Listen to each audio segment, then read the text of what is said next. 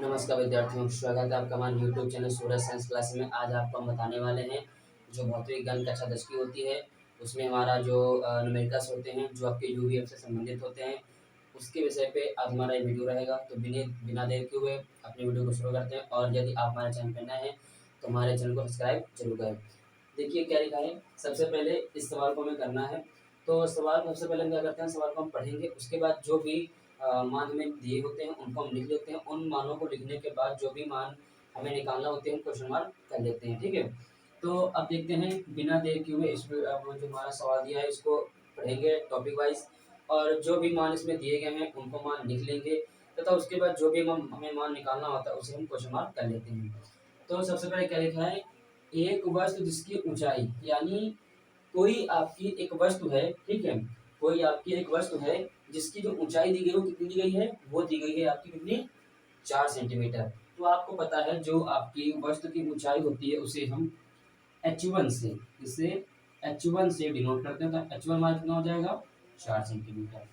अब h1 के अलावा हम इसे हम o से भी डिनोट कर सकते हैं, ठीक है, o लिख सकते हैं या इसे हम h1 भी लिख सकते हैं। फिर आगे लिखा है अवतल दर्पण, यानी एक जो आपकी वस्तु है इसकी ऊंचाई कितनी दी गई है, ऊंचाई को हम लंबाई भी कह सकते हैं, जिससे आपकी 4 सेंटीमीटर दी गई है। उसके बाद एक आपका अवतल दर्पण है। अवतल दर्पण का जो चित्र होता है वो कुछ इस प्रकार से होता है। ये हमारा यहाँ पर हो जाएगा फोकस, ये हमारा हो जाएगा वक्रता केंद्र, ठीक है, और यहाँ हमारा क्या होता है, ये हमारा होता है ध्रुव। अब जो आपका लिखा है अवतल दर्पण, ठीक है, अवतल दर्पण के सामने 6 सेंटीमीटर की दूरी पर रखी गई है, यानी कि जो 4 सेंटीमीटर लंबी वस्तु है उसे हमने अवतल दर्पण से कितनी दूर रखा हुआ है, वो से रखा हुआ है आपका 6 सेंटीमीटर दूर रखा हुआ है। अर्थात ये क्या दी गई है, यू की दूरी दी गई, यानी कि वस्तु की दूरी दी गई, कितनी दी गई है, 6 सेंटीमीटर। अब फिर क्या कह रहा है आगे, रखिए दर्पण की जो फोकस दूरी है। अब जो हमारा ये दर्पण है, ठीक है, जिसके सामने हमने 4 सेंटीमीटर लंबी वस्तु को 6 सेंटीमीटर दर्पण से दूर रखा हुआ है, अब जो इसकी जो फोकस दूरी दी गई, कितनी दी गई है, ये दी गई हमारी 12 सेंटीमीटर। तो क्या लिखेंगे, फोकस दूरी हम f लिखते हैं, f इक्वल टू कितना दिया गया है, 12 सेंटीमीटर।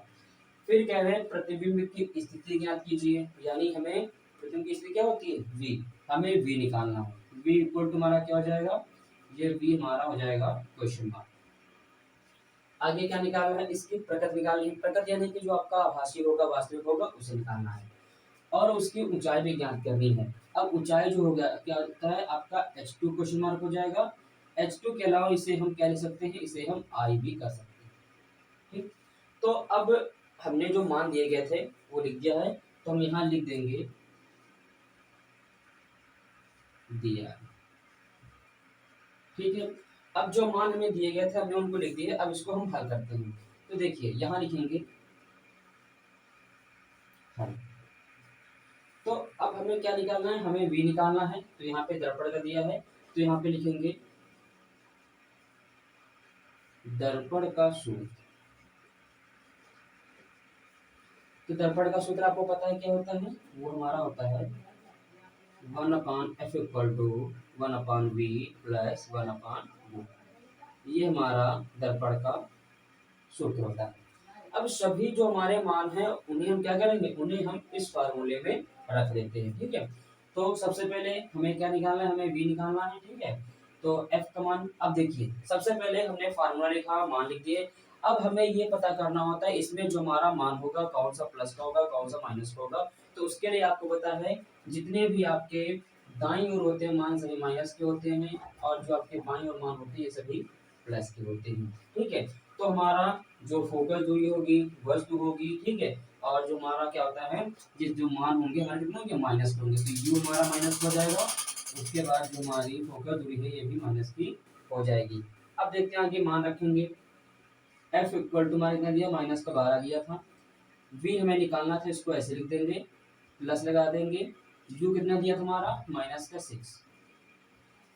आगे इसको हल करते हैं तो यहाँ पे क्या आ जाएगा, 1/-12 इक्वल टू 1/v। ये हमारा जो मान है आपका माइनस प्लस क्या हो जाएगा, माइनस जाएगा 1/6 हो जाएगा।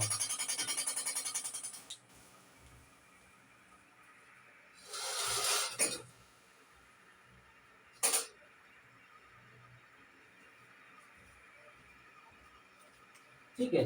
तो हमारा यहाँ पे क्या हो जाएगा, ये हमारा माइनस प्लस माइनस हो जाएगा। उसके बाद क्या करते हैं, आगे देखिए यहाँ पे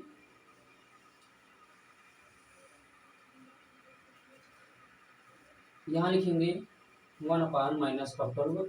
अब देखिए जो हमारा ये मान लिखा, क्योंकि हमें v निकालना होता है, इसको हम 75 करते हैं तो हमारा यहाँ पे प्लस का आ जाएगा 1/6 इक्वल टू 1/v। अब इसको क्या करते हैं, इसका हमें हर बराबर करना है, तो इसमें हम कराएंगे 2 से इंटू, और इसमें क्या करेंगे, इसमें हम 1 से कर लेंगे। ठीक है। तो यहाँ हमारा आ जाएगा 1/-12 प्लस 2 कितना आ जाएगा, ये आ जाएगा 12, और इक्वल टू क्या हो जाएगा 1/v।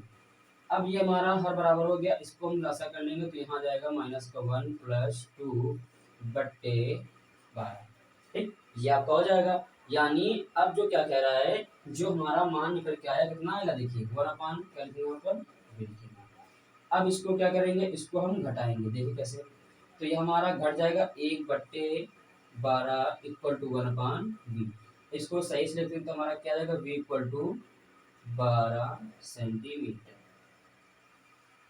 अब देखिए होता क्या है, यहाँ हमारा सभी पहले हमने मान लिखे हुए हैं, उसके बाद हमने फार्मूले का दर्पण का जो हमारे मान होते हैं, हमारा फोकस दूरी दी गई थी 12, हमने फोकस दूरी 12 रखी। उसके बाद हम मान हमारा दिया गया था वस्तु की दूरी, ठीक है, वो हमने रख दिया। हल करने के बाद हमारा जो v का मान है ये आपका प्लस का आया हुआ है, और आपको पता है यदि प्लस का मान अवतल दर्पण में आता है तो जो आपका प्रतिबिंब होता है वो हमारा प्लस का आ रहा है, अर्थात ये हमारा इधर बनता है। और आपको पता है जो 6 नंबर हमारी स्थिति होती है, तो प्रतिबिंब के बनने की स्थिति होती है, तो जो हमारा अगर अवतल दर्पण में जो आपका v का मान होता है प्लस में आता है, तो ये कैसा होता है, ये आपका होता है आभासी। तो यहाँ पर लिखेंगे सीधा सीधा आभासी, सीधा आभासी। ठीक है। तो हमारे 2 पॉइंट क्लियर हो गए, हमारे हमने v का मान निकाल लिया है, और जो हमारी प्रतिबिंब की प्रकृति होती है उसे हमने लिख दिया है। अब हमें क्या कह रहा था, हमें इसका ऊंचाई यानी इसका आकार ज्ञात करना है, तो इसके लिए हम कौन सा फार्मूला लगाते हैं, देखिएगा। देखिए आपने पढ़ा हुआ है m equal to h2/h1 equal to minus का v/u। तो यहाँ लिखेंगे h2। ठीक है। अब देखिए यहाँ पे हम तुलना करा रहे हैं, ठीक है। जो हमारा आवर्धन क्षमता का फार्मूला होता है ये हमारा होता है, ठीक है, दर्पण के लिए माइनस का v/u होता है, क्योंकि हमें लंबाई निकालनी जिसकी हम तुलना कर रहे हैं। तो h1 का मान हमें कितना दिया था, ये हमें दिया था 4, तो यहाँ क्या लिखेंगे 4 इक्वल टू माइनस, अब v हमारा जो आया कितना आया है 12, तो ये हमारा क्या हो जाएगा 12।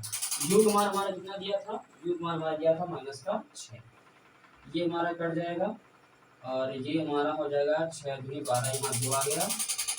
h2 इक्वल टू हो जाएगा 2, और यहाँ ये 4 चलाएगा आपका गुणा में, तो हो जाएगा 4। h2 हमारा यहाँ से निकल के जो आएगा वो आ जाएगा 8 सेंटीमीटर। ठीक है। तो इस तरह से जो हमारा सवाल होता है उसे हम करते हैं। अब देखिए सबसे पहले हमने क्या किया था, सबसे पहले सभी जो हमारे मान यहाँ दिए गए थे, ठीक है, जैसे लिखा है एक वस्तु जिसकी लंबाई 4 सेंटीमीटर। अब आपकी जो वस्तु थी उसकी लंबाई 4 सेंटीमीटर थी, ये आपका एक दर्पण दिया, इस दर्पण के सामने हमने एक 4 सेंटीमीटर लंबी जो वस्तु थी उसको 6 सेंटीमीटर दूर रखा था।